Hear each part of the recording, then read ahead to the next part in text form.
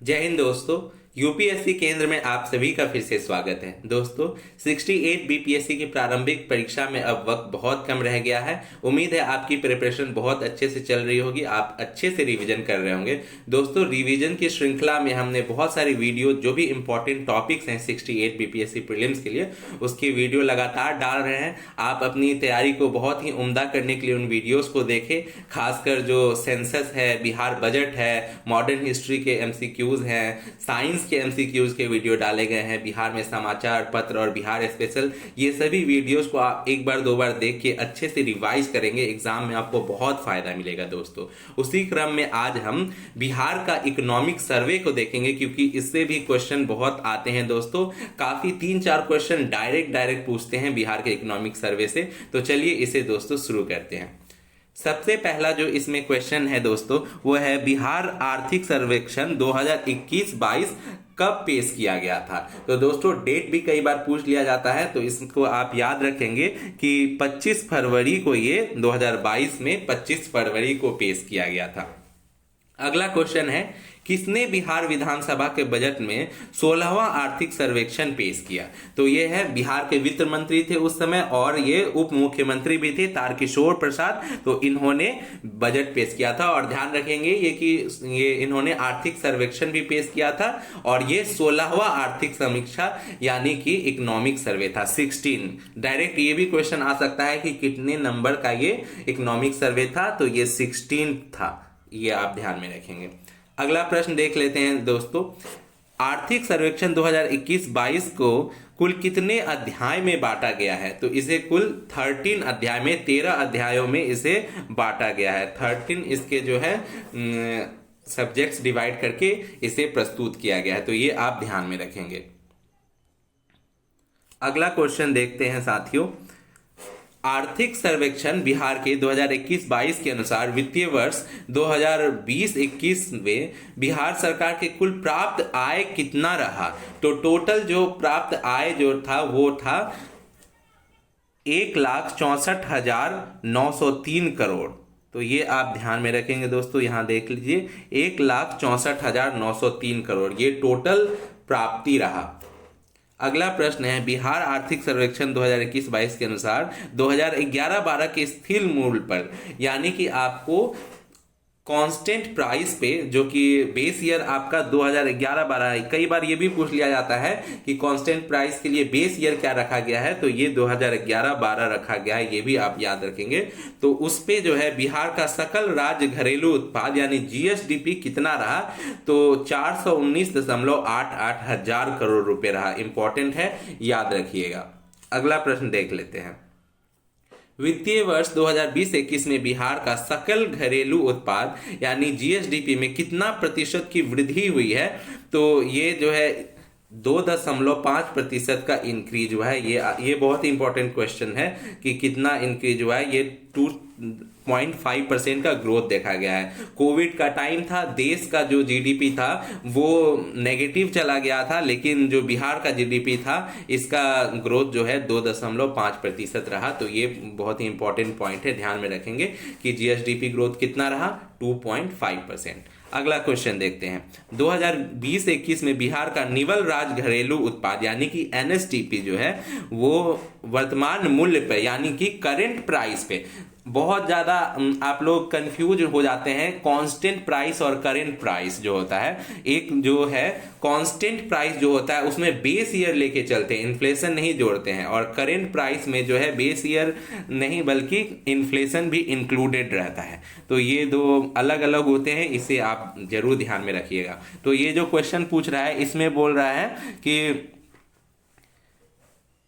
बिहार का निवल राज्य घरेलू उत्पाद यानी एनएसजीडीपी जो है वो वर्तमान मूल्य पे, वर्तमान मूल्य यानी आपका करेंट प्राइस पर कितना था। तो ये था 566.47 करोड़, 566.47 हजार करोड़ रुपए था दोस्तों एनएसजीडीपी जो था किस प्राइस पे। तो ये था करेंट प्राइस पे। अगला प्रश्न देखते हैं, आर्थिक सर्वेक्षण 2021-22 के दौरान स्थिर मूल्य पे, ये है दोस्तों कांस्टेंट प्राइस पे, यानी इसमें बेस ईयर क्या रहेगा 2011-12 वाला, तो उस पे कांस्टेंट प्राइस का बिहार का निबल राज घरेलू कितना था, तो ये था आपका 379.55 हजार करोड़।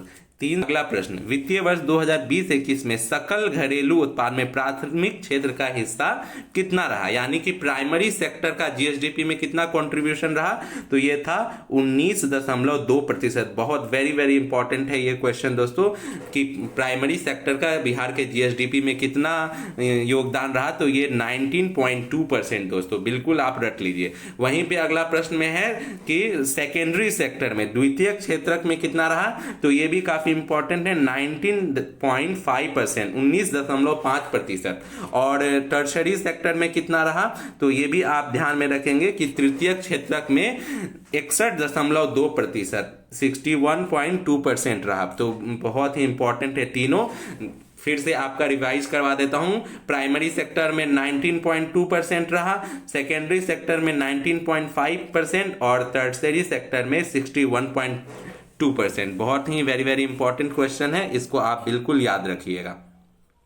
अगला देख लेते हैं, बिहार में कुल खाद्यान्न उत्पादन 2020-21 में कितना रहा, तो ये भी बहुत ही इंपॉर्टेंट है, 17.95 लाख टन का उत्पादन रहा खाद्यान्न उत्पादन, तो ये बहुत ही इंपॉर्टेंट है, पूछा जा सकता है। अगला प्रश्न देखते हैं, बिहार सरकार ने बिजली उत्पादन में 2023-24 तक कितना क्षमता बढ़ाने की योजना बनाई है, तो 6607 मेगावाट, ये याद रखेंगे, इतना करने की रखी गई है।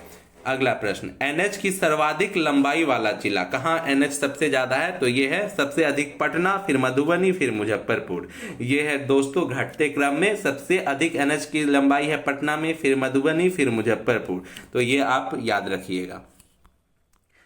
अगला प्रश्न है, पिछले वर्ष 5 वर्षों में किसमें कितना वृद्धि रहा, तो ये भी इंपॉर्टेंट हो जाता है। तो प्राथमिक सेक्टर में, प्राइमरी सेक्टर में दोस्तों 2.3% का ग्रोथ रहा। वहीं पे अगर सेकेंडरी सेक्टर की बात की जाए तो 4.8% का ग्रोथ रहा, और टर्शियरी सेक्टर में, तृतीयक सेक्टर में 8.5% का ग्रोथ रहा। तो बहुत इंपॉर्टेंट हो जाता है, बार बार रिवाइज करके आप याद कर ले कि ग्रोथ कितना रहा। इससे पहले हम लोगों ने देखा था कि जीएसडीपी में किस सेक्टर का कितना जो है योगदान है, तो वहां पे हमने देखा था प्राइमरी सेक्टर में 19.2, सेकेंडरी सेक्टर यानी द्वितीयक क्षेत्रक में था 19.5 और तृतीयक में 61.2। वहीं पे हम देखेंगे कि कितना वृद्धि रहा, तो प्राथमिक क्षेत्र में 2.3%, द्वितीयक क्षेत्र में 4.8%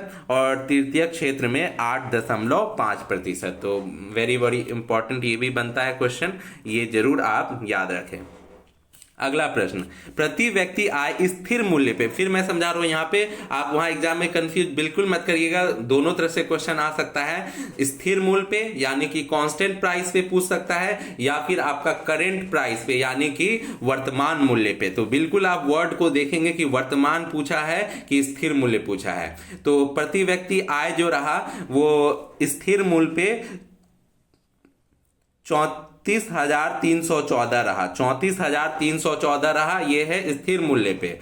और जो है आपका अगर करेंट प्राइस पे पूछे, वर्तमान मूल्य पे पूछे, तो 50,555 रहा है, 50,555 रहा है आपका करेंट प्राइस पे, वर्तमान मूल्य पे, और स्थिर मूल्य पे 34,314 प्रति व्यक्ति जो है आय।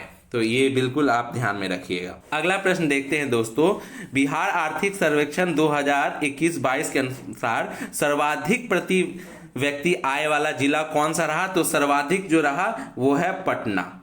सर्वाधिक प्रति व्यक्ति आय वाला जिला जो रहा वो रहा आपका पटना, ये बिल्कुल आप याद रख लीजिएगा। और अगर सेकेंड नंबर पे बोले तो बेगूसराय, सर्वाधिक प्रति व्यक्ति वाला आय पटना, उसके बाद बेगूसराय। उसके बाद अगर पूछे कि न्यूनतम प्रति व्यक्ति आय वाला जिला कौन सा रहा, तो शिवहर, और सेकेंड नंबर पे अगर देखें तो अररिया रहा।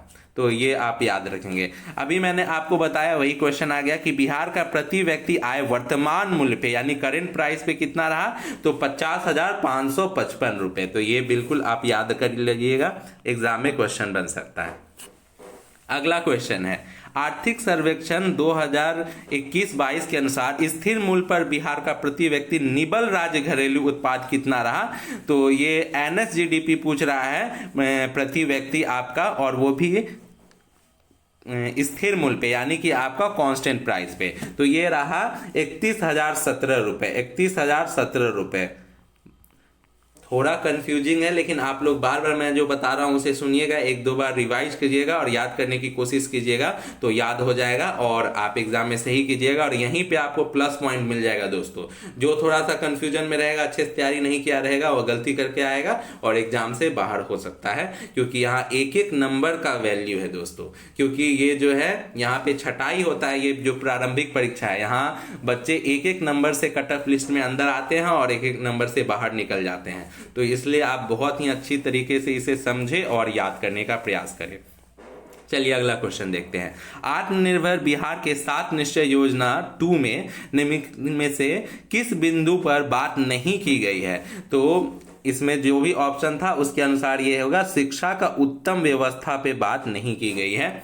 अगला प्रश्न दोस्तों, आर्थिक सर्वेक्षण के अनुसार बिहार के सकल राज्य घरेलू उत्पाद जीएसडीपी में कितने प्रतिशत की वृद्धि हुई है? तो मैंने पहले भी इसे बताया था कि 2.5%, 2.5% का ग्रोथ हुआ है। कोविड का टाइम था इसलिए ये ग्रोथ कम आपको दिख रहा है, लेकिन ये फिर भी देश की तुलना में काफी अच्छा है दोस्तों। जो नेशनल जीडीपी ग्रोथ था वो नेगेटिव में था, तो ये अच्छा है दोस्तों।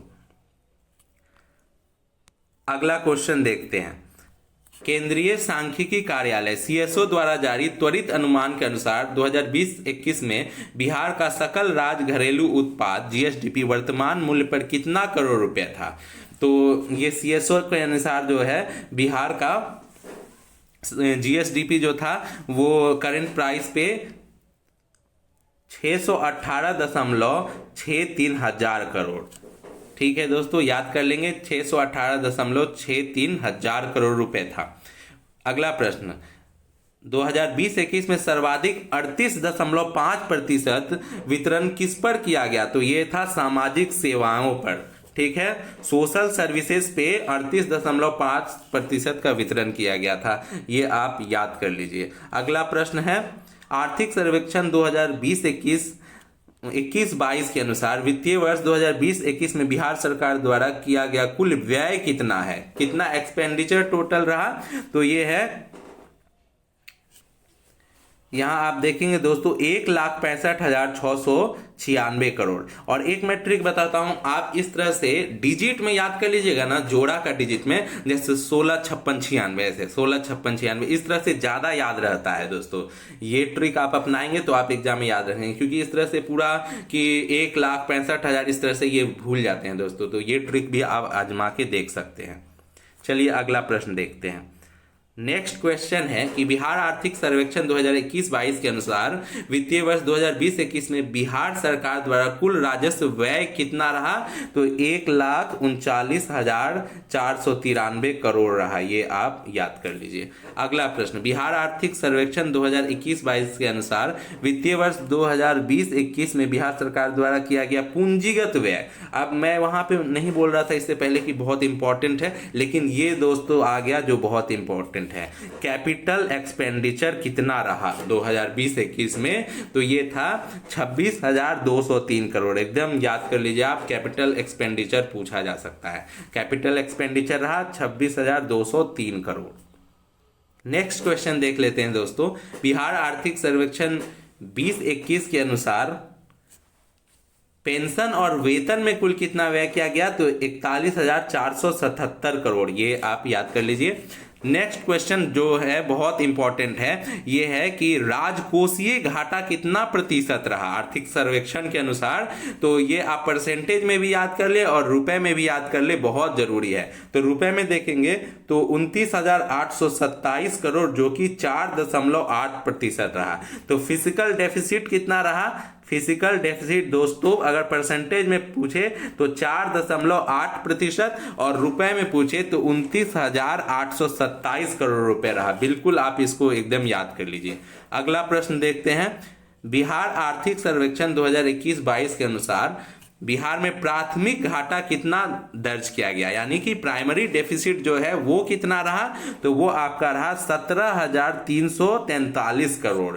प्राइमरी डेफिसिट कितना रहा, 17,343 करोड़। इसे भी याद कर लीजिए आप। नेक्स्ट क्वेश्चन देखते हैं, बिहार में मुद्रास्फीति दर कितना रहा। बहुत इंपॉर्टेंट क्वेश्चन हो जाता है। मुद्रास्फीति दर जो रहा वो 3.1% रहा। अगला क्वेश्चन, वर्ष 2011 की जनगणना के अनुसार बिहार में शहरीकरण 11.3% था, जो कि बढ़ के कितना हो गया है, तो 15.3%। बहुत वीवीआई इंपॉर्टेंट क्वेश्चन है दोस्तों। 15.3% हो गया है जो शहरीकरण दोस्तों। अगला प्रश्न, और सबसे ज्यादा शहरीकरण कहाँ है दोस्तों, पटना में। ये भी आप याद रखेंगे कि सबसे ज्यादा शहरीकरण जो हुआ है वो है पटना में। अगला प्रश्न, पिछले 5 वर्षों में पशुधन और मत्स्य पालन क्षेत्र में क्रमशः कितना प्रतिशत वृद्धि हुआ है, तो पशुधन में दोस्तों हुआ है आपका 10% की वृद्धि, और मत्स्य पालन में हुआ है आपका 7% की वृद्धि। तो आप याद कर लीजिए, इसे बहुत इंपॉर्टेंट है। पशुधन में हुआ है आपका एनिमल हस्बेंड्री में 10% का, और मत्स्य पालन में पिसीकल्चर में 7% का इंक्रीजमेंट हुआ है दोस्तों। तो इसे भी आप बिल्कुल याद कर लीजिए। नेक्स्ट क्वेश्चन देखते हैं, आर्थिक सर्वेक्षण 2020-21 के अनुसार बिहार सरकार द्वारा राज्य के कितने जिलों में जैविक पट्टी विकसित की जा रही है, तो इसका सही उत्तर जो है वो 13 जिलों में। गंगा के जो किनारे वाले जिले हैं उनमें ये किया जा रहा है, जैविक पट्टी विकसित की जा रही है। तो 13 जिले बहुत इंपॉर्टेंट है। अगला प्रश्न, पिछले 5 वर्षों में कृषि एवं सहवर्ती क्षेत्र में कितना वृद्धि रहा, तो 2.1%। एग्रीकल्चर एंड एलिड सेक्टर में कितना परसेंट का ग्रोथ रहा, 2.1%।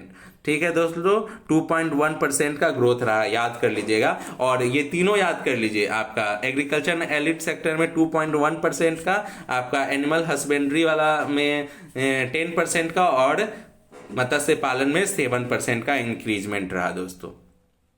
नेक्स्ट क्वेश्चन देखते हैं, आर्थिक सर्वेक्षण के अनुसार बागवानी क्षेत्र में प्रोत्साहित करने के लिए राज्य के कुल कितने जिलों में समेकित बागवानी विकसित करने की मिशन चलाई जा रही है, तो ये है 23 जिलों में ये मिशन चलाया जाएगा। 23 जिलों में बागवानी, कितने जिलों में, 23 जिलों में। नेक्स्ट प्रश्न दोस्तों, बिहार में डिजिटल कृषि सेवाएं देने के लिए बिहार कृषि विभाग द्वारा कौन सा मोबाइल ऐप लॉन्च किया गया है, तो ये बिहान ऐप है दोस्तों। बिहान ऐप बिल्कुल याद कर लीजिए, बिहान ऐप क्वेश्चन आ सकता है।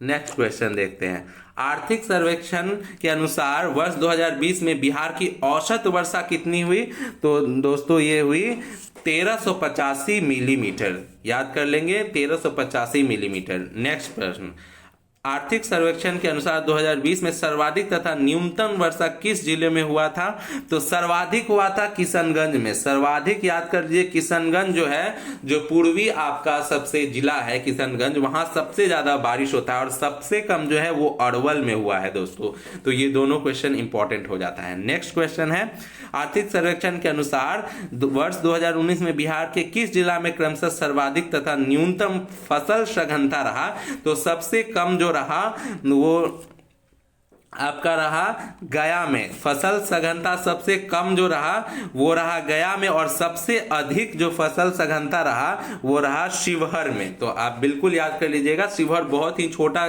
जिला है आपका, इसलिए वहां कृषि सघनता बहुत ज्यादा रहा। तो ये भी आप बिल्कुल याद कर लीजिए कि सबसे अधिक रहा शिवहर, सबसे कम गया। अगला प्रश्न, 2020-21 में फसलों के सर्वाधिक उत्पादन वाला जिला, तो चावल के लिए आप याद कर लीजिए रोहतास रहा, मक्का के लिए कटिहार रहा, और दलहन के लिए दोस्तों पटना रहा, और वहीं पे आपका गेहूं के लिए भी रोहतास रहा है। तो बिल्कुल आप इसे याद कर लीजिए दोस्तों। नेक्स्ट क्वेश्चन देखते हैं, आर्थिक सर्वेक्षण 2021-22 के अनुसार पुरुष तथा महिला श्रमिक जनसंख्या अनुपात देश के प्रमुख राज्यों में बिहार का स्थान कितना है, तो लास्ट है दोस्तों, सबसे लास्ट नंबर पे बिहार आता है, यानी अंतिम से प्रथम होगा दोस्तों। नेक्स्ट क्वेश्चन, बिजली की प्रति व्यक्ति खपत कितनी है, तो बिजली की प्रति व्यक्ति खपत दोस्तों 350 किलोवाट है। बिल्कुल इंपॉर्टेंट है, बहुत ज्यादा इंपॉर्टेंट ये क्वेश्चन है। 350 किलोवाट है, जो कि बहुत ज्यादा, इसमें लगभग 72% का ग्रोथ है, तब है ये 350 किलोवाट। याद हो जाएगा दोस्तों। अगला प्रश्न, आर्थिक सर्वेक्षण 2021 के अनुसार बिहार का एकमात्र जिला जहां बिजली की खपत पिछले वर्ष 2019-20 से कम हो गई है, पहले ज्यादा थी अब कम हो गई है, उल्टा हो गया, ये है दोस्तों पटना में। याद रहेगा आप लोगों को, पटना में कम हो गया है। नेक्स्ट क्वेश्चन देखते हैं, आर्थिक सर्वेक्षण के अनुसार बिहार में जल जीवन हरियाली के तहत कुल कितने करोड़ पौधा लगाने का लक्ष्य रखा गया है? तो 5 करोड़ पौधा लगाने का लक्ष्य रखा गया है। 5 करोड़ पौधा लगाया जाएगा, तो ये बिल्कुल आप ध्यान में रखें। अगला क्वेश्चन, आर्थिक सर्वेक्षण के अनुसार बिहार सरकार द्वारा प्रत्येक परिवार को शौचालय बनाने के लिए कितना रुपया सब्सिडी के रूप में दिया जाता है? तो 8,000 रुपए। शौचालय निर्माण के लिए कितना रुपए दिया जाता है? 8,000 रुपए। आखिरी प्रश्न है दोस्तों कि बिहार सरकार का आर्थिक सर्वेक्षण 2021-22 के अनुसार बिहार में कार्यशील आबादी 2036 तक कितना प्रतिशत होने का अनुमान है? तो 61.4%। 61.4%। कुछ और इंपॉर्टेंट पॉइंट है जिसे आप बिल्कुल याद कर लीजिएगा, जो प्रश्न में मैंने पहले भी करवाया और फिर से एक बार रिपीट कर दे रहा हूं कि प्रति व्यक्ति आय सर्वाधिक वाला कौन जिला रहा? पटना। सेकंड नंबर पे बेगूसराय। प्रति व्यक्ति आय में सबसे कम वाला रहा आपका शिवहर, और सेकंड नंबर पे अररिया। पेट्रोल का सर्वाधिक खपत के लिए सबसे ज्यादा प्रथम स्थान पे रहा पटना, और सेकंड नंबर पे आपका मुजफ्फरपुर। पेट्रोल का सबसे कम खपत अगर देखा जाए तो बांका में, और सेकंड नंबर पे आपका शिवहर होगा। और डीजल का सर्वाधिक खपत देखा जाए तो पहला नंबर पे शेखपुरा होगा और दूसरा नंबर पे आपका पटना होगा दोस्तों। वहीं पे डीजल का सबसे कम खपत में पहला नंबर पर किशनगंज और दूसरा नंबर पे शिवहर, और रसोई गैस का सबसे अधिक खपत पटना में और दूसरा नंबर पर बेगूसराय। रसोई गैस का सबसे कम खपत दोस्तों अररिया, और सेकंड नंबर पर किशनगंज। तो ये बिल्कुल आप याद कर लीजिएगा, क्योंकि इस तरह का क्वेश्चन देख रहे हैं आजकल पूछने का ट्रेंड बढ़ा है, तो ये इसलिए मैंने आपको ये करवा दिया। तो बिल्कुल आप ये ध्यान में रखेंगे। वहीं पे एक और क्वेश्चन कि प्रति व्यक्ति जो जीएसडीपी है वो सबसे अधिक जो है आप जानते हैं पटना में, और सबसे कम जो है शिवहर में। तो कितना गुना अधिक है पटना में? तो 7 गुना अधिक है। ये दोस्तों आप बिल्कुल ध्यान में रखेंगे। तो इसी के साथ इकोनॉमिक सर्वे का जो भी इंपॉर्टेंट क्वेश्चन था मैंने उसे आपको करवा दिया है। आप 1-2 बार वीडियो को देख के रिवाइज कीजिए, तो आपका बिल्कुल अच्छे से एकदम याद हो जाएगा, और एग्जाम में क्वेश्चन जब देखेंगे तो आपका मन एकदम खुश हो जाएगा कि हाँ ये मैंने तैयारी किया था और बिल्कुल सेम आया है। और आप सभी वीडियो को लाइक करें और अपना क्वेरी कमेंट में लिख सकते हैं दोस्तों, और लाइक शेयर जरूर करें, कमेंट करें, जिससे कि हमारा हौसला भी थोड़ा बुलंद हो और हम भी अच्छे अच्छे वीडियोस आपके लिए लाते रहें। क्योंकि ये दोस्तों बिल्कुल फ्री है, किसी तरह का कोई फी नहीं है। तो आपका कमेंट ही, आपका लाइक ही हमारे लिए हमारा मानदेय है। तो जरूर आप वीडियो को लाइक करें। धन्यवाद।